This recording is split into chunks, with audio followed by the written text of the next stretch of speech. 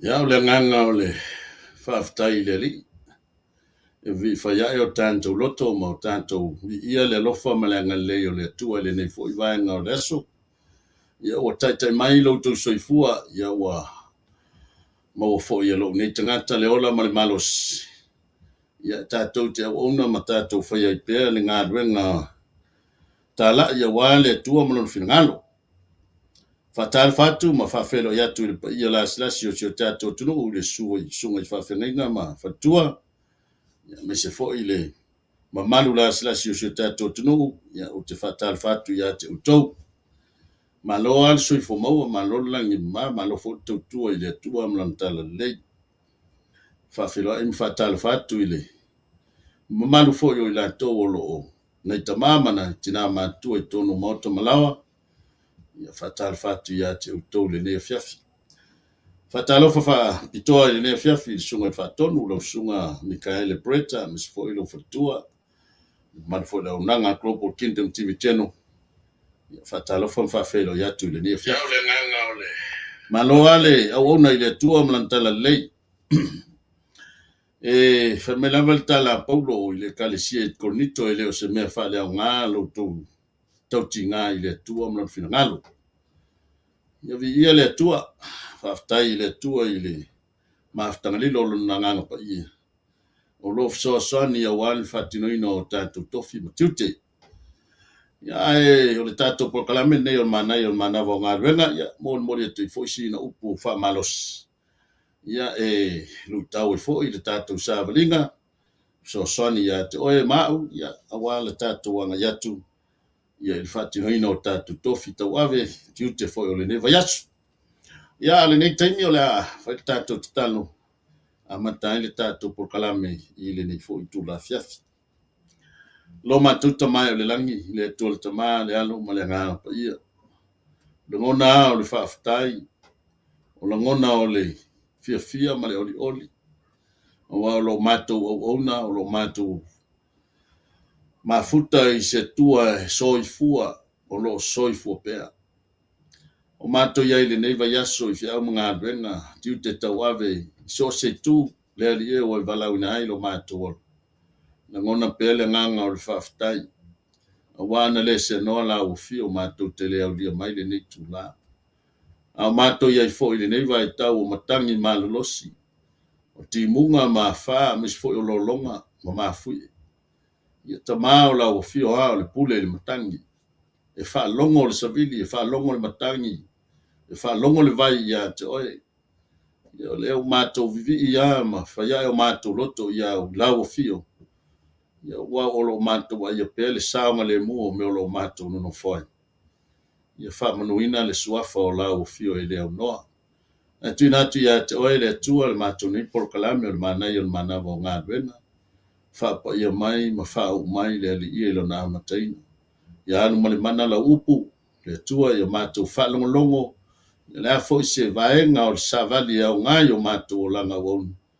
Ia whaia lava lea le tua ma vi inga o la o fio. I mea mātou te whaia. Whaftai lo whatasi mai tu maue ia te oe lo vi inga o no lo swafa Jesu ke risu. Amene. Amene. Ia vi ia le li. Ole tātou mta upu le nawa e sila mai e lunga ole. Tātou penga foi. Ta whai langi le neitula. Ia ole mta upu o whai ngoina. Malaulia Yesu manua le yo o mai le pōng sa.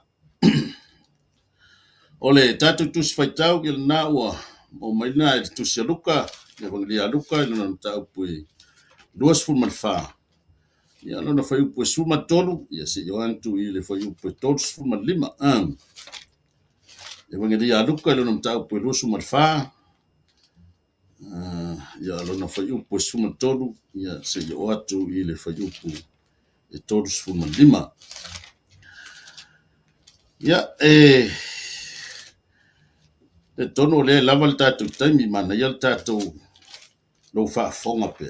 E si o tau mawhai e whai tau atu le tātou tus. E le atua se 2 minute. Ia toi wha manatu e fo i le nei tala. Ia mana ia fo i le aluatu le tātou savali. Ia au o mawhai ona to e pu e mai le atoanga o le mata upu e pe ona mori mori atu ai sa vali le ne fiafi usi mai lau fa fonga le au faitawina le tatou tusi faitau luka e luas fu malfa ia lon fa upu sutolu si o atu i le fa upu tolu fu malima fa fonga mai ia fiong pa ia le tatou tua fa uta foi wo le to lua o ila to i le aso i le ai o e maule ngoa o lola va ma Jerusalem ma ono ngafulu o setatio sa ftata tala i la ua ia me uma o faia wala fitau tala i ma fesuai ona fala talata mai ai leo Yesu o fatasi mai la ua au o ponitia o la ua mata o lea ua le lo ai o ia e i la ua wa fetala yatu o ia te i la ua o a ea ia upu o ulua felafula fo iai o ulua o sava vali ma mata fa nonoa o le tasi o i la ua i ngoa ia kalepoa kaleopa ua tali mai ia te ia o fape mai pena o ea le au mau Jerusalema male le iloa o mea o tutupu ai i ona ponei ona fetala ia tu lea o ia te i la ua o amea ona lafa mai ai lea ia te ia o mea ia Yesu le Nasareta o le perfeta lea sa man losi i mea na faia i mea na faia a toa mana upu i luma o le tua male nu uma na tu ina atu fo yo ia ele au faitau langa sili ma o tatou faipule ia fasalaina o ia i oti ma ua latou faasatauro o ia sa matou faamoemoe foʻi o ia lava o le a togiolaina i Isaraelu ae le gata i lea ae le gata ia me uma o lona aso tolu le aso talu ona faia o na mea aua matou ofo lava i nisi fifina i matou sai le tugamau i le tafa o ata e le iloa i latou lona tino aua latou atu ma faape atu ua iloa i latou agelu na faale mai e na fai mai ua soifua o ia o isi foʻi o matou o latou o isi foʻi o matou na latou o i le tugamau ua faapea foʻi ona iloa i latou pei ona fai mai ai o fafine ae le iloa i latou o ia ona fetalai atu lea o ia iā te ilaua o tagata valea ma loto faigatā ona talitonu i mea uma ua fai mai ai le au perfeta e lē tatau ea ona tigā o le keriso i mea faapena i le oo ai o ia i lona mamalu ona faamatala ai lea e ia iā te ilaua o mea ua tusia iā te ia i tusi uma ua amata mai iā Mose atoa ma le au perfeta uma ua latou faalatalata atu i le ai ua latou o i ai a o ia ua aga atu peisiaʻi o le aluloa aua lapulu naunau iā te ia ua faapea mai tatou te nonofo mai ma ua nei auā ua taugagaifo le la ua lata i le afiafi ona ulufale atu lea o ia latou te nonofo ua taoto ia e taumafa faatasi ma i laua ona tago ai lea i le areto ua faafetai ua tofitofi mamatu iā te ilaua ona pupula ai lea o la ua mata ua la iloa o ia a ua mou o ia nai ia i laua ona lafetau talatala i lea e lē mu ea o taloto i totonu iā te itaua ina ua fetalai o ia iā te itaua i le ala ina ua faamatala mai foʻi e ia o tusi iā te itaua ua la tutu i luga i lea lava i tuaso ua toe foʻi atu ai i Ierusalema ua maua atu foʻi ai laʻua o le toʻasefulu ma le toʻatasi ua faapotopoto faatasi ma ena ia i latou o faapea mai i latou e moni ua toe tuleli ua faali foʻi o ia iā Simona o i la ua foʻi ua la faamatala atu mea na faia i le ala mona ua iloa foʻi o ia e i laʻua ina ua tofitofi i le areto viia le atua ia faamanuia mai le atua e le faitauina o lana afioga paia lenei afiafi iā te ia le viiga nei masoʻu mai o le faavau lava amene na ua silasila mai le tatou autū lenei tulafiafi o le autū lenā o loo mai i le faiupu e 25 a ua lapulu naunau iā te ia ua faapea mai Tātou te no nofo mai ma o nei.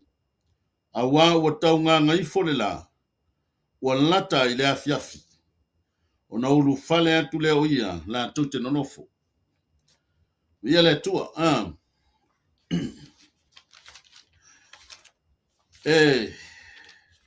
Tato ia le neiva yaso o le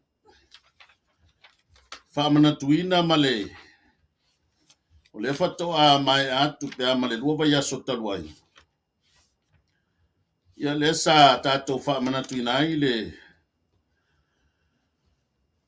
maliu o le tato li whaola o Yesu. Ai mai se fo i o lona toi tū manu ma lo mai le oti ma le tunga mau. Ia le tua. O le tala lana tato whaitawina. E fōlinga mai o le tala na tupu i le aso sā. Ia po le aso sā pati. Ma e ale tai ao le ana watu wa ipawhine mai la tou. O e nā siasi le tunga mau o le se tino Yesu. Mana tua foi la o mea whapea o na tutupu mea whapea. E le ia se isi tala e lau o lunga i e tala i lea vai panoa ma lea fo i tu lea nuu. Pau an leo le tala le wanu le aso lea. Tonu lau tala noa i umatangata i ono le vai taimi le ini video le ini ile i o i mea tau media le i tato. Hallelujah. Ayana i ni camera na taimi oka. Walu camera wo o tonu mo kunga mau. Pu e mai al kore ie. Pu e mai mea sa tu o tino Yesu. Ya atonu ana bawa male au angelu e pu e koi male au angelu. Na wanga ia no mai tala. Ai pita i hane o nā vai taimi e le i o ile. Tulanga fo o ye nei vai tau. O le tala la le wala o lunga. I le fo i tu o le lalulangi. Ua e lua tala o lo whapea o na whea vea i le aso lea. Antonu o le tala mo mua. Wa le aise tino o Yesu le tunga mau. An watu ai male atoanga o lea wha matalanga. Fa mai le wa loa i la tau le wa ngelu o feta le mai o toi tu Yesu. Hallelujah. A toi fo i la male tala lona lua. Pe ona polo ina le au feta ulang sili ia i la tau o fita matangata sa leo ina le tunga mau. Walanto tutongi ia fita i tupe malato o atu fai atu. A fisili mai nisi ante tau ono tau faile iai. Wa mai ona so o le po o nga oi le tino Yesu. O tala ia lua le ua fe ave i le taimi lea. Pe o le top story le i tono le foi vai ai. I le foi aso le aso sa pati. O fea langa lani me anga i tangata o tal noa se ki noa sole le mele tupu. E ke loa le mele tupu. Wai whanongo le mele mkupunge kai au. A tono la ngona ia le awa tupu i le solo le awa li. O ka le opa masetasi o e msamuri muli ia Yesu. Le awa nga i mai Yerusalem mai o atu nga i e mau. O lai tala noa ma fetufu tu fai. I le tala lea po le top news le tono le lato fai tu. I lea fo i vai tau. Le tala noa wa avel tangata. Wa ave esele wa leise tino Yesu. Hallelujah. Ia le tua. Ai, fate ia i la ua. Ile, oso fafo se i mai tono Yesu. Malona le ilo ina o Yesu lea. Fa wau leo le lato usavalinga mataltala noa. Sili leo Yesu, la e mea lua te fitau tatala i eia. Ia vai e kufoi, lua whango ngoa pe i fōringa mai, eise mea tupu. Tali leo ka le opa male. Tasi o so o sao la ufatas. Afa whenga le ilo mea wakupu.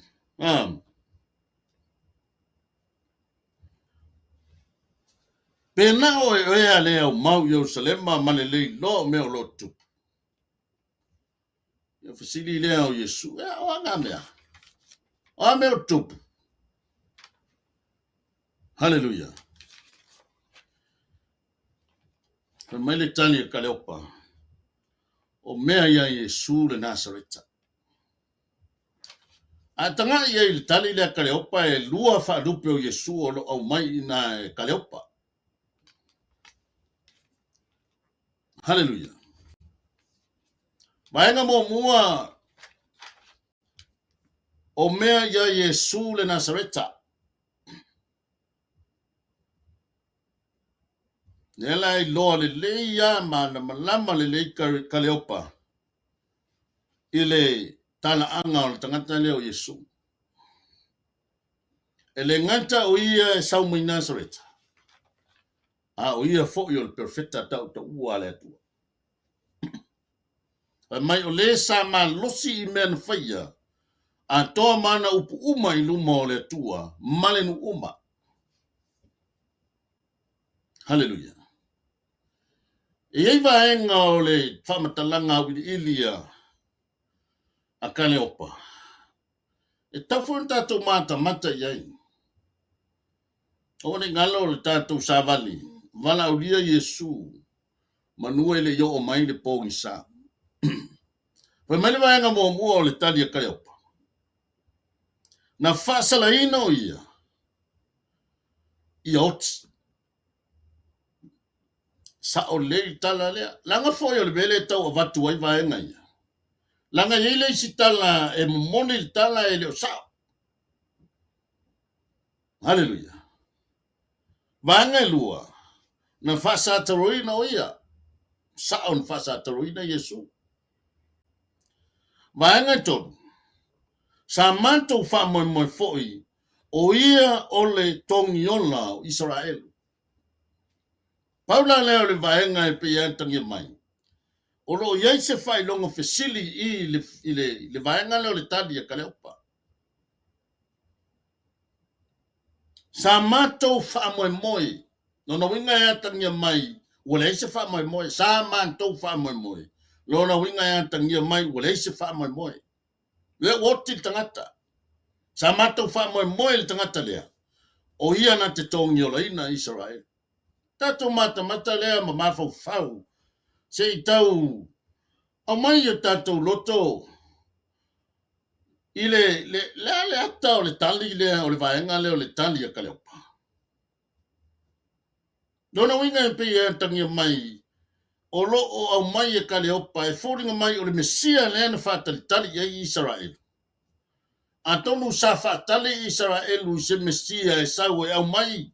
Ia tulanga o mea tau whanau ki lia po ni mea o le vaenga wha militeli, vaenga wha pena, e whato i lalo ai le fili o lo whiangai ma Israel. Sa mātou wha mai moe ia te ia. E tōngi ola Israel. Ai leo le wha mai moe leo Yesu te riso na whio mai ai. O lea e misi ia kare opa le vaenga lea.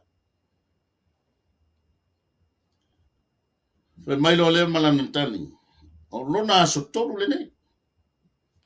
Talu o na whai o na mea. Ela sa o vaenga le o toru i aso. Hallelujah. Ananga a tatou soso atu i le tali le pe ona au mai e kaleopa. Sa matou wha moi a te ia. A tonu foi o inari fina ngalo Yesu. Le ua au mai a toa ai i le mafau, i le fina ngalo Yesu. Le tūlanga le i mafau whau o tangata. Hallelujah. Matuale malama lava tangata Israelu. I mea o lo ua polo ina ai la tau ele au perfecta. I mea o lo wha mau i lalo le tusi. Matuale malama i Israel. Hallelujah. Ele tua.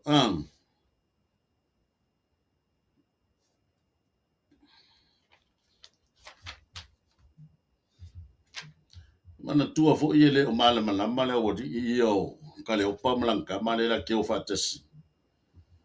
Ele o lato i loa ina o Yesu lea. La tele o i loa ina o Yesu lea la te o fatasi.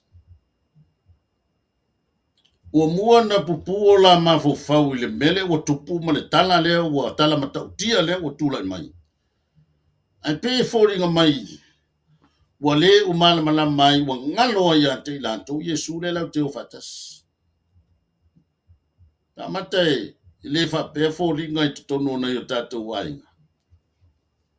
E iei taimi luka ai le fōlaunga, matangi tonga ina ai le tātou sāwalinga o no whawhitau. Ia ngakau mwhaya le ua kako ua apa ngai le whawhikau i la o tupu. Ia ai ngalo ai a te tātou o lea o loo. Ia Iesu i le tātou fōlaunga. Ia fo o lo tātou vava ai atu i le whiang ia i o savili ma i se fo o tala o lo whawhewhe ma iei tātou i lunga o penga o sota inga. Ia ele o ngā, ele o whapeo fo iatu ele se o ngā o le. La pataina i fo i tātou. Ai atu mai no tātou o la whatu atua o lo soifua no tātou atua. O le mele au ngā lo tātou soifua le loutou soifua ma lo wola i fo i tono lo ainga. Ma ia tātou malama o lo ia Iesu i tono le tātou whai ngā malama. Ela ua au mai le vai ngō ka le opa whai mai. O tangata le na mātou wha moi iai. O ia e whai matongi ola ia Israel. Hallelujah. Amata lo lea ona fofola atu iai na ngona le fia o Iesu. Ma Iesu ele te tau ea ona ti ngā o le kiriso. I mea whapena i leo oai i lona mamanu. Nai tai mua le tali a Iesu i lona whape atu ia ka le opa malantama lea. Te o tangata wa lea ma le loto whai ngata o na talitonu. I mea uma ua whai mai ai le au perfeta. E le te tau eo na ti ngā o le kiriso i mea whapena i le o ai o ia i lona mamanu. Whamatala lea e ia te ila ua o mea o lo tu sia ia te ia ma nino le vaenga lea. O mea o lo tu sia e winga ia Iesu. I tusi uma. O lo tu sia ia te ia. Lona winga. O le wa mata loa ngā fola i Iesu. E se fo i le matanga o fia o lo tātou malama e tātou tuspa ia ma mea o lo tu sia ai. E au ngā. Awai le va pe fo ina fe wa i o tātou tuspa ia. Ave le lotu ma o mai fale tatia. Ai au ngā tele lo tātou i loa le. O mea lo tu sia i tonu o tātou tuspa ia. Hallelujah. Fe mei wa wha matala i lea ia te ila ua. O mea lo tu sia ia te ia. I tusi uma. Wa a mata mai a Mose. Ia nai mawhau lea. O leo whai mai Iesu o ia lai kongu ngā maka mai kuskusi ngā Mose la te iei tonu nā. A kongu ngā mata mai tala Iesu. I le whape mai o Iesu. E mankoro mankua a kamaiwa. O e mankua le vaenga o le polo inga ia le atua le safa ia. Polo inga le ngā vaku ele. Le ngā whai atu ia atamu maewa. I taimi o se ia atamu maewa. Mai o mai se foi le whaasalanga o le ngata. O lau whanau ma lana whanau. La tau te tu i momoia lo ulu le ngata. Lo ulu le. Wai le atono le wa mata mai. Fesiri lole ia yo Yesu. A kongu sa whaise fesiri Yesu. O rue lo angala le tamal fafide na fa mai ia. Na tala no mai ia Mose na tu si mai na tu si Mose. O au ngaka ngo ia le mena. Faso solo mai ele le tala. Sau foi le o fa solo mai le perfetta. O me lo tu sia e fa winga e uia le o mai le ngo Yesu. An tele tu singa le o mai ai o le ba ia mai ai le tama o lo tupu lo sau le asini. Haleluya. Fa solo mai lea. Valo anga Isaia. Le afana mai mo tatou tama i lona ua le manu le lona ua le mano. E ngofo yo i o sisi ese va pe atu Yesu. Ke ranga kamanga fai mai Isaia nga. Wow.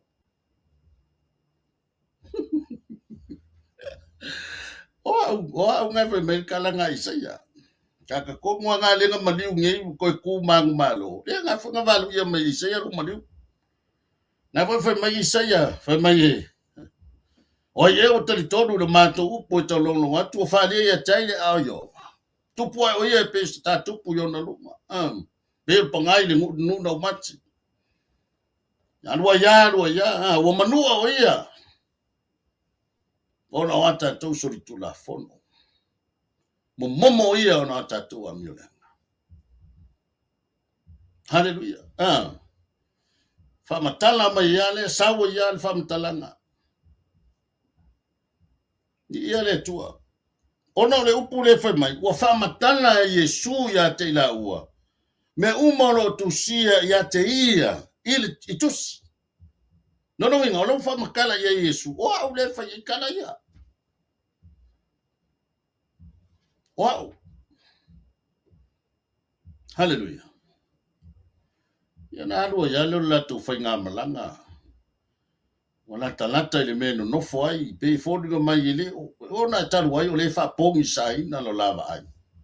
La te leo i loa ai o Yesu le la tau te ofatas. Toi whangu fo i anto e mau le neo fiafi tāwali. A whai o pōngi sāla tawa ai o tāle i lo Yesu. Toi whaafe Yesu. Toi wala au lia Yesu i te tonu o tā inga. A whai ua mea noa ua pe wa le amana ia i tātou Yesu. Ia nā se toi whangu o le manai o le manawa o ngā ruenga le neo fiafi. Wala au lia Yesu i te tonu o tā inga. Mailo wala talata loa ile o ngā le vaenga o le awala wa nonofo ai le uso ia. Ai va ai atu e fōringa mai wa tau walu loa Yesu. O ina whaafe loa e le uso ne ia kale opa ma le uso. Fio mai e tātou tarisua o na o tau ngā ngai fole la. A tala noa i le ngā ngai fole la. E tala noa i le muta anga o me uma. Tala noa wa uti le taimi. Bola titi le taimi o tutoi. Al taimi le leile ai whaafe a Yesu i tono o tātou ai. Hallelujah. Tātou te leilo a foi le mamalu o Yesu. Se vangana ua whaafe Yesu. Se vangana ua tātou wala aulia ina Yesu i tono o tātou ainga. Fato a tātou langona leo le mamalu o Yesu. Tā lofa i le uso. I le la pulu na wantu ya Yesu. Na ta lia Yesu lo la pulu na wantu. Ma Yesu. O yelei. Sorry, yelei. Mention inga ringo Yesu. O na taibi le imal malama. Me o Yesu le lau teo. Sau si i tātou malolo. Whaisinga mea kau samio le whiawhinga whaawawe leo lau malama. Ta lia Yesu le walau lia. Hallelujah. Wa ta lia Yesu le walau lia. Na hafelo lea o whaile la tau tali ngā sua le whiawhi. Mai tātou te nofo mai maua. Awa o taunga ngai fore la. Ta oto lo lea o whaile la tau tali ngā sua. Wa tango Yesu le areto.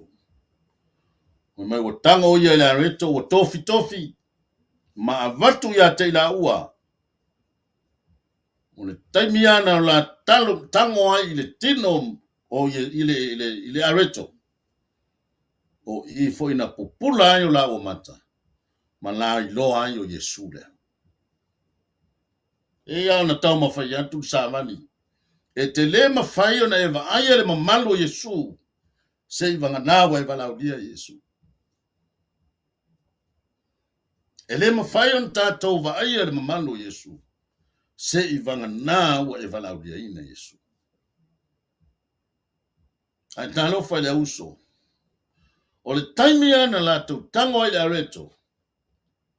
Pupula ai o la mata whai le ngana. Ai mauloa ma Yesu. Ai ua ulu tu tono la o loto. Le mamanu le tangata lea sa latu o fatas. Na manino le leile la whamatalanga. O na la whetau talatala ia I lea. E lei mu ea o ta loto. I to tonu ia I ta ua. Ina ua whetalai o ia te ta ua le ana. Ina ua whaamatala mai fo ia o tusi ia I ta ua. E le mawhai o na tātou I loa le mamalu o Yesu. Pe a whai tātou te le vala audia ina Yesu I tonu o tātou aina. Vala audia ina Yesu I tonu o tātou o langa. A whai fo I sa lua mafuta ma Yesu. A wa vea le mawhanwhana o le lua mafutanga. Ma awala e pei ua tau. Mou ai le mamalu o Yesu ia te oe ona e pei ua e le amana ia. Yesu ma ua ule mana ia fo I Yesu le tātou mafutanga. One Samali le nei fiafia le mana ia mana vo ngandena. Toi vala audia Yesu I tonu o tātou aina. Vala audia Yesu I tonu lo loto ma lo loto. Ona tātou toi whalongo ina I leo le mamalu Yesu. Hallelujah. Mai le tala le kaleopa. E le I mu ea o tā loto. Mua langona le mamalu. Wa toi whafou manatu, wa toi whafou langona. Ina ua la ngona le mamalu o Yesu. Ia le au whafonga le lea fiafi. Sa vali mo oi ma. Vala au lia Yesu manuele yo o mai le pongsa. O le taime le pongsa. E le tu mau e pe tātou le ola le nei. Mo lata le taimi. Mo uti le taimi. Mai faise ngā nuenga manu ao. Awa ao o mai le po. E le toi ngā lue ai se tas. Nona winga ao o le taimi le pongsa. O le taimi le ai ya se fsi fai unga e toi mawhai on fai ai ai. Ai le taimi le nei o le malosi. Le taimi o le tata mau a inga. Le taimi o le mau o le ta poto mo le ta iloa. Taimi le nei tante vala u lia Yesu. O le pule mal sa vali le nei fiafi. Tato mo. Por kalame le mana yon mana vo ngā wenga. Vala u lia Yesu. Manuele yo o mai le pongsa. Whamanuia le tua I fofuanga matiute o le nei fiafi. Ia e whaftai mo le hamanoa. Ia ai ia anga le pele tua. Wai wole a wai whafonga le upo le tua le nei fiafi. Se lu tau mo oe. Se upu fo ia o ngā ia te au mala usavalinga. Vala u lia Yesu. Ia tā mautinoa wa ia Yesu I tono o tā inga. Wa ia Yesu I tono o tā o langa. Sili ai. Ta lia Yesu e vea mali I mawhaonla ia te taua. Manua le yo o mai le pongsa. Ia le upulea. Le tua le nei tula fiafi. Ia swafo Yesu. La tātou whai le talo. Whaftaita mai le maftanglilo ro ngangpa ia. Ia lava la o fio wa le anta leo lo o lofa e te rui tau ina pea o mātou loto ma o mātou mafofau. Ia lava o na mātou ola male mautinoa o lo soifua la o fio. Ia ia se tasi fo I mātou teo ia I una o la o fio a mātou te maua ia leo. Whaftai la upu. Whaftai ngangpa ia lo fisoson mai. Tu maua ia te oele vi inga. Whamanuia lau whanau whanau mai. O I umai la tau sa ko meni mai, ma whafonga mai la upu le nea fiafi. So si taimi fo I a maua le awa noa e whafonga ai. Ia alu pēr mane mana la upu. Tu maua ia te oe lau vi inga ona lo suafa Yesu Kirisu. Amen. Amen. Ya, familia le tu ne fiafi. Ya, se fua ona Yesu. Amen.